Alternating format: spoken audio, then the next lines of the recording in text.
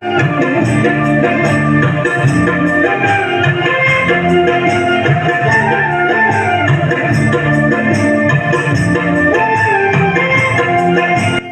जिल्ला बतझर महकुमानि सिङाव थानाय काजिगाव नब्लाङाव सानसेनि हाबाफारि लाना खुंगा ब्रैथि बोसोरसालिया जथुमा बतझर जिल्ला बर' समाजनि मेल खुंफुंदों। नंगौ, बतझर जिल्ला बर' समाजा गोजाम आफादखौ सिफायनानै गोदान आफाद दाफिननाय जायो।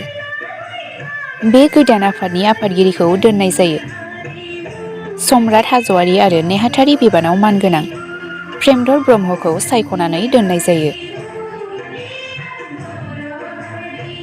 बे आफादखौ मासि लाना दैदेनो जगदीश नार्जारि आफादगिरि बतझर जिल्ला बर' समाज आफादनिफ्राय।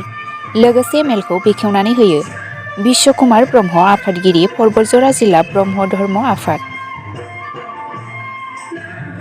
लोगोसे बे मेलावनो नुजाथिफैनो हायो गाहाय आलासि बिथां भेनुधर बसुमतारि आफादगिरि दुलाराय बर' समाज आफाद।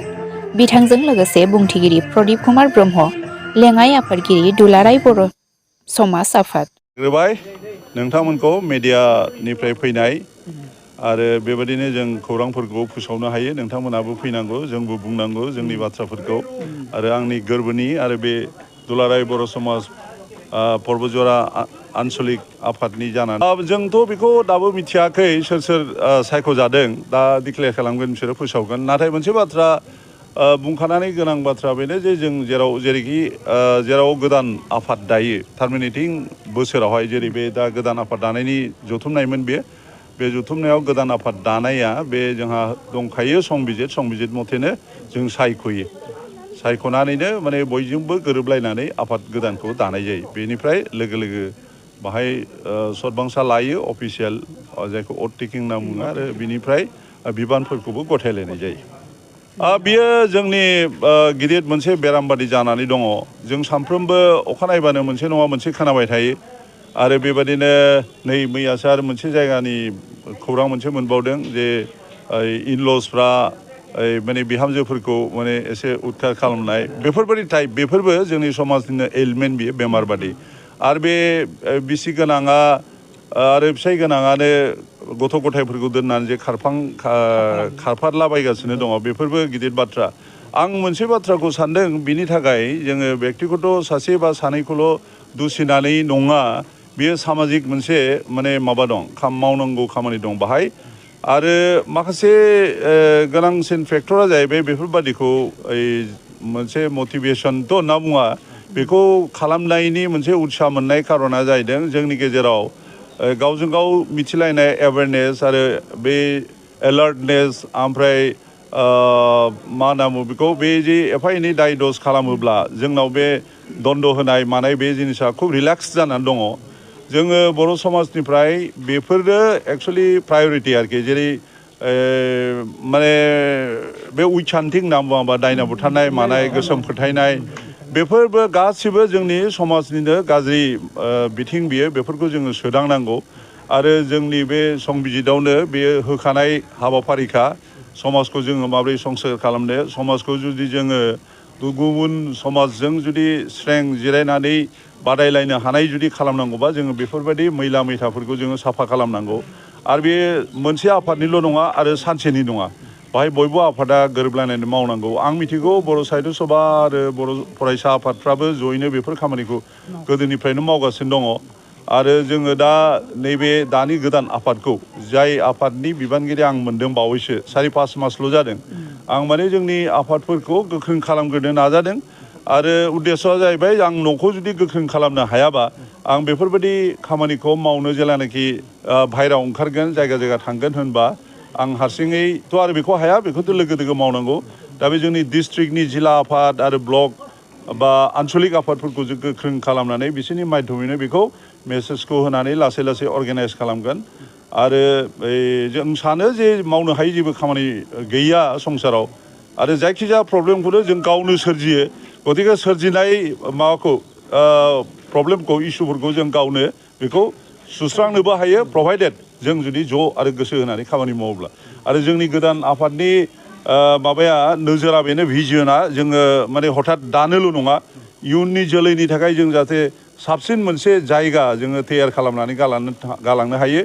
आरो आं मोनसे बाथ्राखौ बुंखानो लुगैदों जे बर' समाजा बुंनो थाङो नङा बेथ' फेक्ट बियो जिखुनु समाजनि जिखुनु जाथिनिनो जेरै बर'फोरनिनो बियो प्राइम आरोखि गुदिसिन आफाद जानांगौमोन दाबो गुदिसिन आफादानो नाथाय बिनि जोनोमा बयनिख्रुइबो उन्दैसिन बियो 2010आवसो बियो फर्मेलि दुलाराय बर' समाजखौ दानाय जादों बिनि सिगाङावबोसो अबेबा जायगायाव डिस्ट्रिक्ट आफादफोर दंमोन टिपकायावबो दङमोन क'क्राझाराव दं बा बे माबा दक्षिण पाराव दं बेफोरबायदि दंमोन आरोखि नाथाय बेखौ दुलाराय हिसाबै दानाया बावथ्राखै बयनिबो उन्दैसिन बे आफाद मानो दादों मा समाव दादों बे जोङो जन्म लग्नखौ सिन्था खालामाबालानो बिदि जोनोम मोनबाय दा बेखौ गोख्रों खालामनाया जोंनि दायित्व आरो बे जेरै आं बुंदों जे बियो जोंनि गुदि आफाद जानांगौमोन बे साहित्य सभाखौनो होन फरायसा आफादखौनो होन बा दस्रा लिटारेरि ग्रुपखौनो होन बेफोरो बिनि सिङाव थाजोबो नाथाय बेखौ जुदि जोङो बिसोरखौ जोङो ज' लाफानानै मावनांगौब्ला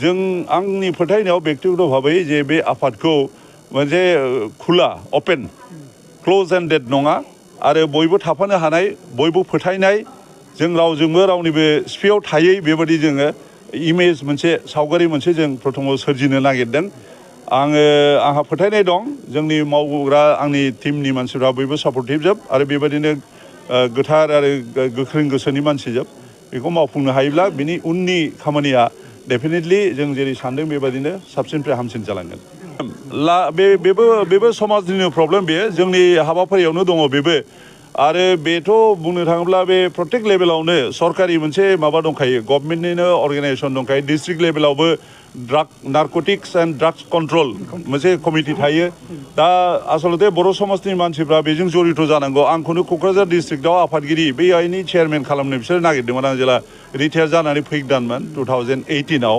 नाथाय आं होनदों जे आं सिन्था खालामगोनदि जानाय जायाखै मानो जायाखै आरो मानो खालामफिनाखिसै बिसोरो बे आलादा बाथ्रा नाथाय बे दंखायो खिन्थु बेफोर बिथांमोननि एक्टिभिटिसा बेसेबां स्ट्रं आं एक्सुवेलि मिथिया आं फल' आप खालामनो हाया खिन्थु मोनसे बाथ्रा सैथो जे जुदिও हाबाफारि दंबाबो सरकारि भाबैनो मोनसे सरकारि जन्त्र दंखायोब्लाबो बेखौ इमप्लिमेन्ट खालामनायासो सबसे गिदिरसिन बाथ्रा आरो ड्रागनि जेनाखि माने प्रब्लेम बियो जोंनिल' नङा दस्रा कमिउनिटि बा जोंनि जायगाल' नङा प्रत्येक जायगायावनो एक्रस दा ग्ल'ब एक्रस दा माने बोर्ड जेरावबो दंजोबो आरो बिनि थाखाय जोङो बिराद हुसियारि जानांगौ आरो बिनि थाखाय नोंथांमोनहानो बांसिन बे सेंग्रा माने लाइमोनफ्रानो बांसिन बाहाय जगदान होनो हायो खारन बे बैसो जानाय मानसिफ्रा जायगा जायगा थांनानै बेखौ एग्लुंहैनोबो हाया दा बिनिखायनो बेफोरबायदि खामानियावथ' लाइमोननि दरखारथार एवारनेसखौ बिसोरनि माध्यमैसो जोङो बेखौ मोनहोनो हायो नङाबा जोंल' जुदि खालामोब्ला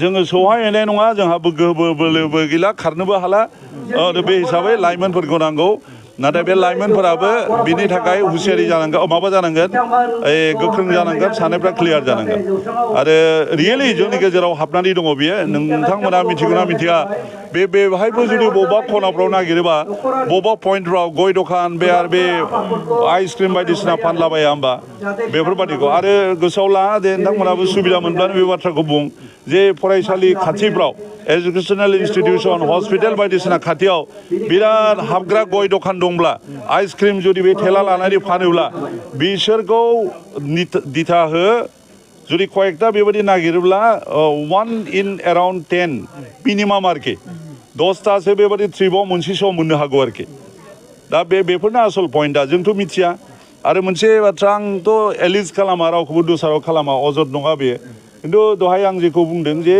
सरकारि जेनाखि सासनतन्त्र बे जिनिसा दंखायोब्लाबो बिसोरो माबायदि मावदों बेयो सबसमाय फोथायजाथावबो नङा आरो बेबादिनो जोंथ' सानो जे बे तन्त्रफ्रा जायगा जायगा बिसोरो बबावबा सिरियासलि मावो बबावबा एदावनानैल' दोनो बबावबा जेबो खालामा दा बेफोरबादियाव जोंनि एरियाबो गोलैयो दे बिसोर माबोरै जानानै थांथों बेबायदि सानग्राबो दङ ओंखायनो बेनि प्रति जोंहासो रासिन सजाग जानांगौ आरोखि